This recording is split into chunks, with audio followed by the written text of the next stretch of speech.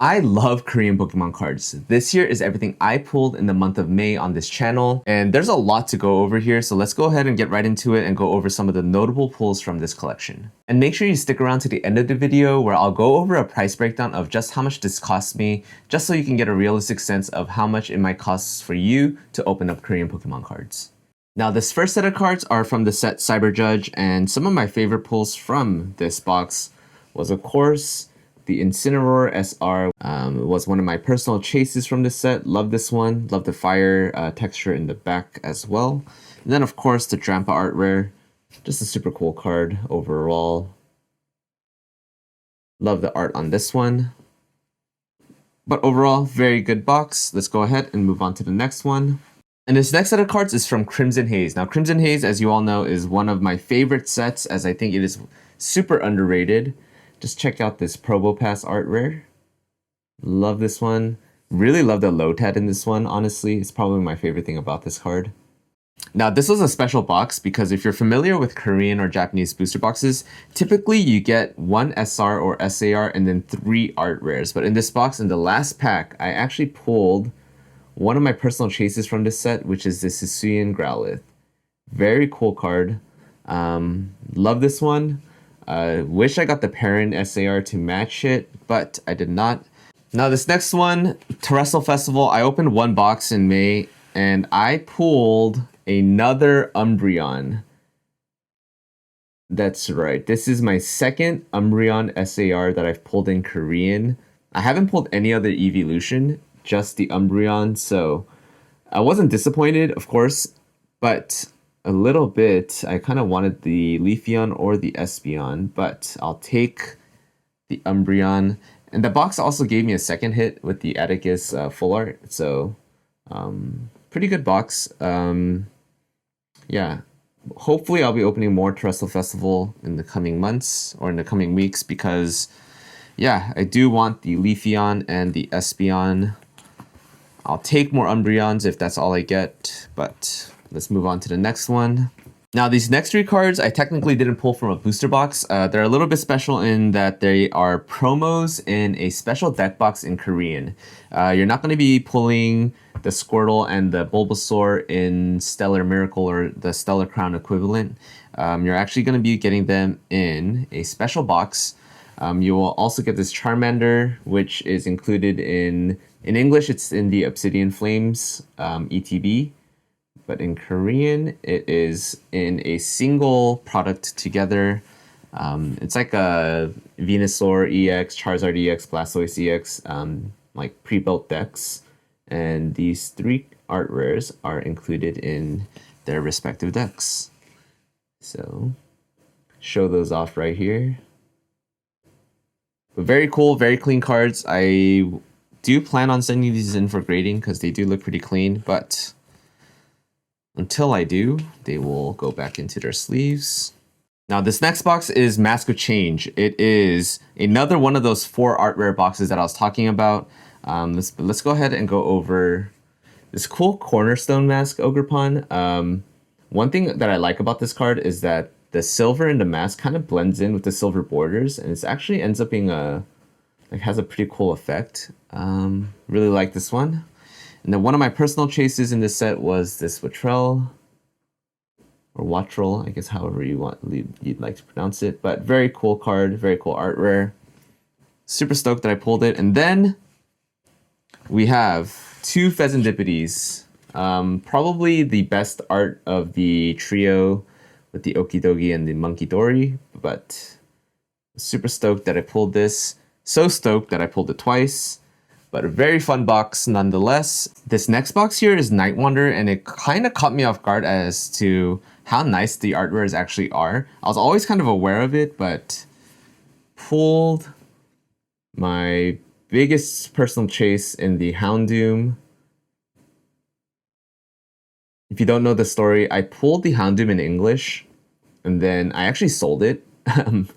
It was a really big regret though, and then so I really wanted it back in Korean here, but probably one of my favorite art rares from like all of Scarlet and Violet, honestly. It's such a nice card, And couldn't believe I sold it in English, but you know what? It's back in my hands in Korean.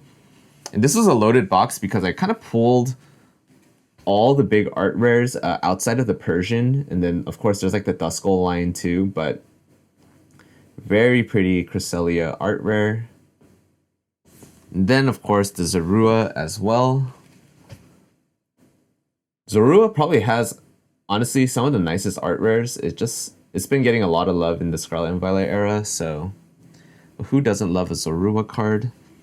Super stoked about this box. Yeah, probably one of the best boxes I had. Only way it could have been better is if I got an SAR instead, but honestly, the SARs aren't that chase worthy in my opinion, so I think all the big chases in Night Wander are going to be the art rares. And now to the newest Korean Pokemon set, which is going to be Heatwave Arena. Glory of Team Rocket actually releases June 20th in Korea, so it is about a month and a half behind the Japanese release schedule, but this is what I pulled in the month of May with Heatwave. I opened up 3 boxes, 2 on my channel, 1 on my own with my wife, but let's go ahead and look over one of the most amazing sets in my opinion. Ethan's Typhlosion, one of my favorite art rares from this set. Probably, again, one of the nicest art rares in Scarlet and Violet. I also pulled the Hydrapple in my first box as well. This was one of my personal chases. Yeah, it's just a super cool card. This card single-handedly is turning me into a Hydrapple fan. Yeah, pretty insane. In my second box, this was the box that I opened for the booster box battle with Machines. If you're familiar with this channel, you'll know me and him do some booster box battles every now and again. You'll also know that I've lost every single one, but this is another one of my personal chases, the Misty's Lapras. Very, very nice. And of course, the Rapidash was also another one of my chases from this set. Beautiful card. Absolutely love it. And then pulled another Ethan's Typhlosion on my own time. And of course, the Arvin's Greedent. Very cute card. And I pulled a ultra rare, the Levincia City. Kind of unfortunate that it is a stadium card and not a Pokemon card, but it is okay. I'll take it. Yeah, very cool nonetheless. Super exciting set. Definitely going to be opening up more Heatwave soon. Still chasing some big hits such as the Cynthia's Garchomp and the Ethan's Ho-Oh. But until then, gonna have to hold off. Gloria Team Rocket should be coming out in the next couple of weeks, and definitely gonna be doing some comparison videos with Destined Rivals, so stay tuned for that. So that's everything that I pulled in the month of May. I pulled it all myself on this channel, but let's go ahead and go over the price breakdown of just how much this might cost you. So on the screen, you'll see a price breakdown of each box. Now these prices are found on my store at PokecoreTCG.com. You can find better deals out there. eBay definitely will have pretty good deals. Just remember that my prices do include shipping. On eBay, you'll have to shop around, make sure you factor in include shipping and shipping times. I ship out from the US. I've bought booster boxes from eBay before.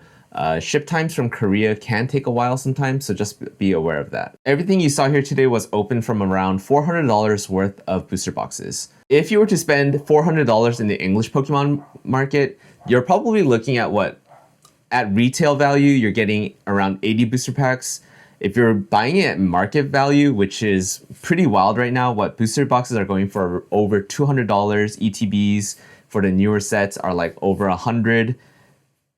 It's wild. And with Korean booster boxes, you are getting guaranteed pulls per box. For the most part, they're guaranteed, I should say. Now, before you comment below about the value of Korean Pokemon cards versus English Pokemon cards, of course, I understand English Pokemon cards are way more valuable in terms of the singles, but it's not like Korean Pokemon cards are worthless. I have videos on how to value your Korean Pokemon cards, but this Umbreon right here, you guys, on eBay, last solds are like anywhere from 200 to 250.